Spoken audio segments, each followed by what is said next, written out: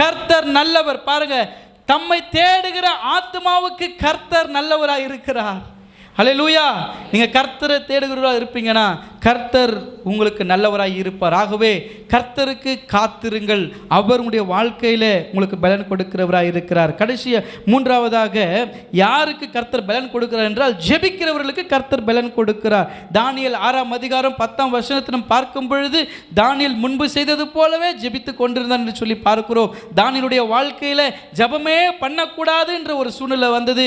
Nebuchadnezzar அவருக்கு விரோதமாக எழும்பி நின்றார். இனி இந்த தேசத்தில் யாரும் ஜெபிக்க கூடாது என்று பத்திரத்தில் கையெழுத்திட வேண்டிய சூழ்நிலை வரும்பொழுது கூட தானியேல் முன்பு செய்தது போலவே தவறாமல் 3 வேளையும் ஜெபித்து கொண்டிருந்தார். கர்த்தர் தானியேலோடு கூட இருந்தார்.